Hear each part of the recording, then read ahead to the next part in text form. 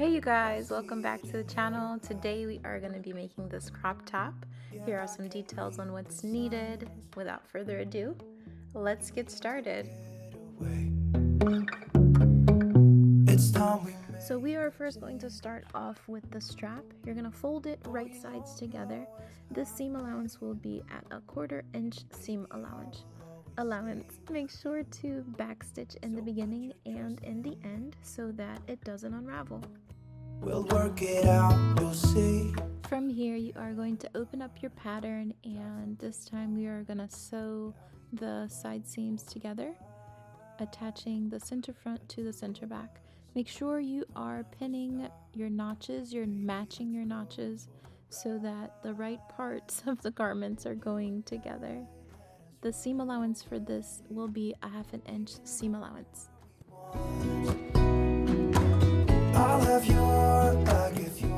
Now that the side seams are complete, make sure to iron them open, and from here we're going to move on and attach the strap to the center back. We're only attaching it to the center back because we need to test and make sure that the strap length is the length that we need. Before we finalize everything, it's always good to double check prior to continuing.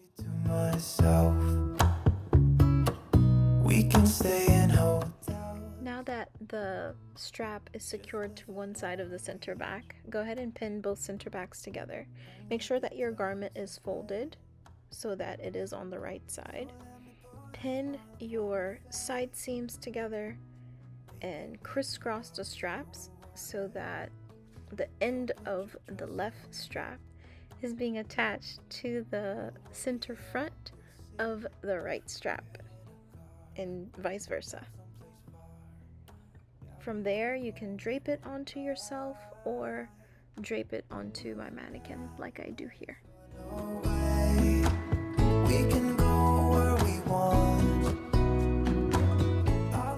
In order for you to put this garment on, you do have to crisscross the back shoulder straps. So once you put it on, you can pinpoint where to adjust your shoulder straps. Originally I had cut 2 of these, not realizing I was only supposed to cut 1, and then cut that 1 strap in half to make 2, which is why it's so long on my mannequin. But if this is a look you want to go for, then by all means, honey, do your thing. But I had to trim mines because it was, obviously super long. The pattern will definitely notate it that you cut 1 and then cut it in half so that you get 2 pieces. So be mindful of, your pattern. Now that we've measured and we have an accurate length of where we want the shoulder straps to be, you can go ahead and clip. So line them up again so that you can clip it. The length that I actually need is just 9 inches, but I think I ended up with about 11 just so that when I'm trimming, everything is nice and secure. I think I ended up cutting off those extra inches anyway, but measure. It's always good to measure twice and cut once. If your strap is too short, then it will be an issue, but if it's too long, you can always take it in. Double check here before we move on to the next step so that your strap is not rotating.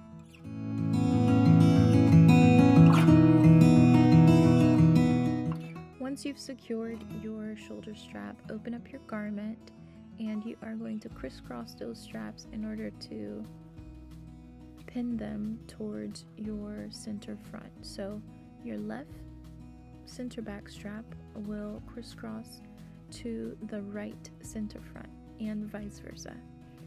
Pin them in place and add a base stitch just to keep it secure.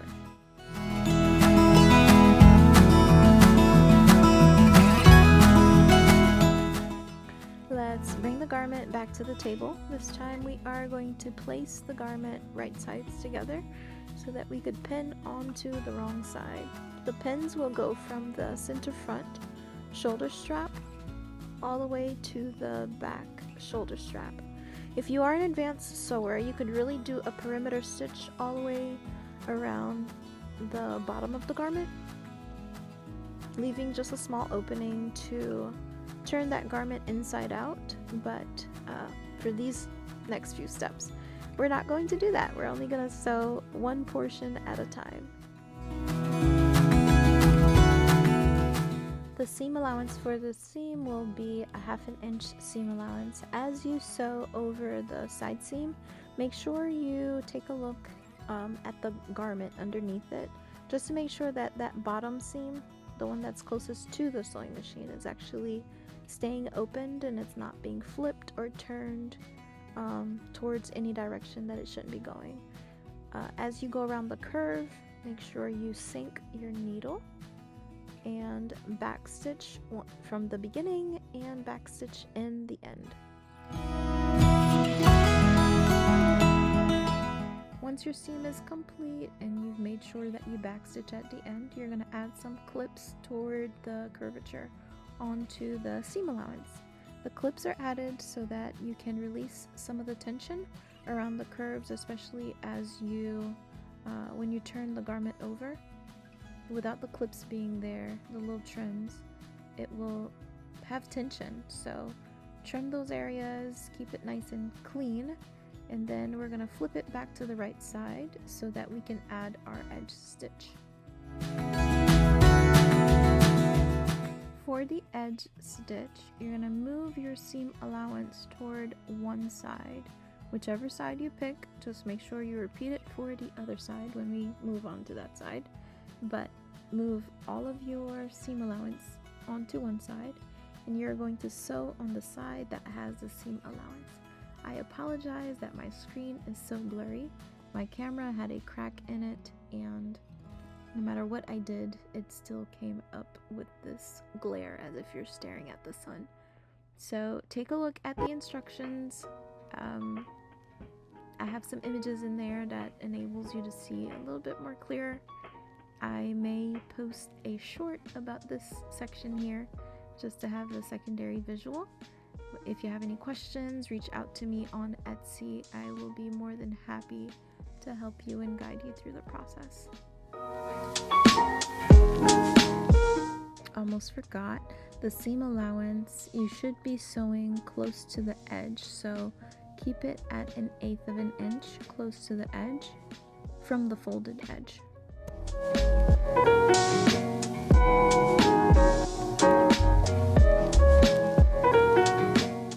This is what it's looking like so far. Now we are ready to move down towards the bottom edge of the garment. Pin your straps out of the way. Add as many pins as possible. Since the straps are smaller than the actual size of the garment, it is going to scrunch it together. So when you are sewing, start from the center back shoulder strap and make sure to backstitch. Once you get to your corner, sink your needle, pivot and turn, drop your presser foot back down onto the garment, and then from there you're able to continue. When you are going over your seam allowance for the side seam, just as before, make sure they are remaining open and simply continue. Leave a small opening so that you are able to turn this garment inside out. Make sure to backstitch so that it doesn't unravel.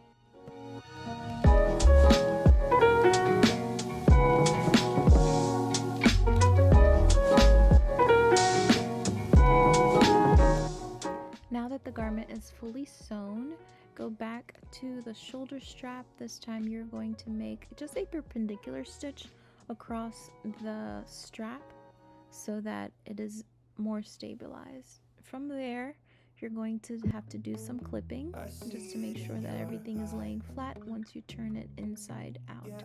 All the areas that have corners, make sure to clip them. The curves, add your trim just like before when we did the upper edge, and that is about it.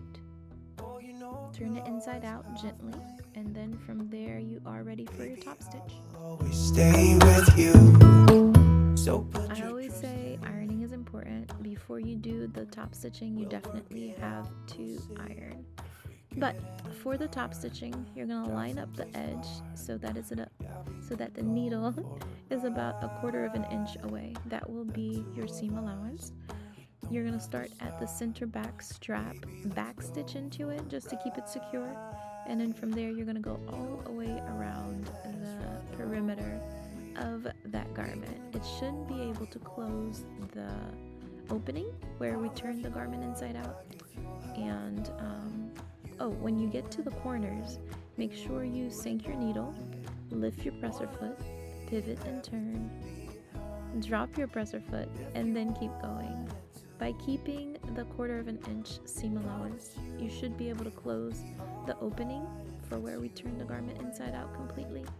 And when you get to your other shoulder, your back strap, make sure to backstitch as well so that it doesn't unravel. Just living off the edge. The hook and eye is pretty easy. If you have a preferred choice for closure, you can definitely use it besides this. I just think these are pretty quick and simple, since pretty much like all bras come with them.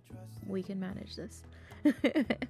So grab your thread and your hand needle, double up your thread just to keep it secure. I like to make a perpendicular stitch to my edge, clip off any excess thread, and then from there I start from the bottom. It's just my preference. There's no right way of doing it. By me starting at the bottom, it lets me know exactly where the end is going to be.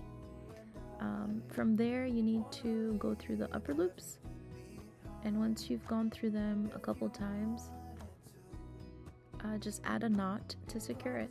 Make sure that the thread is not going onto the right side of the fabric and it's, remaining clear, and just cut off the thread when you're done. You will repeat the same steps for the other side.